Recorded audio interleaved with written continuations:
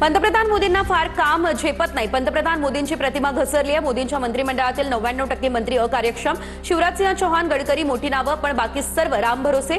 संजय राऊतांची मोठी मोदी सरकारवरती ही टीका। पंतप्रधान मोदींच्या अध्यक्षतेखाली 53वी प्रगती बैठक संपन्न। तर रेल्वे, रस्ते, वीज क्षेत्रातील 6 पायाभूत प्रकल्पांचा आढावा। 9 राज्यातील प्रकल्पांची गुंतवणूक 30,000 कोटींपेक्षा अधिक। पायाभूत प्रकल्पांकडे एकात्मिक पद्धतीने पाहण्याचे दिले निर्देश।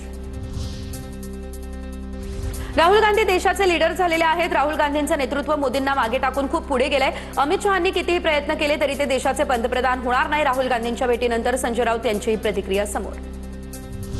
नांदेडमध्ये मुख्यमंत्री फडणवीस यांच्या समर्थनार्थ भाजपची बॅनरबाजी। फडणवीस दिल्लीमध्ये जाण्याच्या चर्चांवर भाजपची बॅनरबाजी। पक्ष योग्य वेळी योग्य तो निर्णय घेईल, तुर्तास काळजी नको, बॅनरवरती उल्लेख। भाजपचे नेते चंद्रशेखर बावनकुळे राजस्थान दौऱ्यावर। राजस्थानमध्ये होणाऱ्या स्थानिक स्वराज्य संस्था या निवडणुकीचे सहप्रभारी म्हणून बावनकुळेंची नियुक्ती। बावनकुळेंनी राजस्थान दौऱ्यामध्ये पाणीपुरीच्या ठेल्यावरती यूपीआय पेमेंटद्वारे 10 इयर्स ऑफ यूपीआय साजरा केला।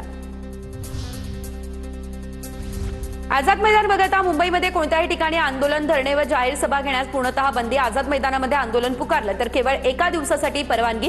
राज्याच्या गृह विभागाचे हे आदेश जारी। मुंबईत रिक्षा, टॅक्सी आणि कॅब चालकांना व्यावहारिक मराठी अनिवार्य करण्याच्या निर्णयाला उच्च न्यायालयामध्ये आव्हान। 4 कॅब चालकांची मुंबई उच्च न्यायालयामध्ये याचिका। दुसरीकडे आता तुम्ही गुन्हेगार नव्हता मग तुमचा राजीनामा का घेतला? संगीता तिवारी यांचा रुपाली चाकणकरांना हा सवाल। चाकणकरांचा पुन्हा राजकारणामध्ये कमबॅक करण्याचा प्रयत्न आहे। खराची ओळख ही देवळात झाली तर त्याच्या ट्रस्टवरती तुम्ही कशा? तिवारी यांचा हा सवाल।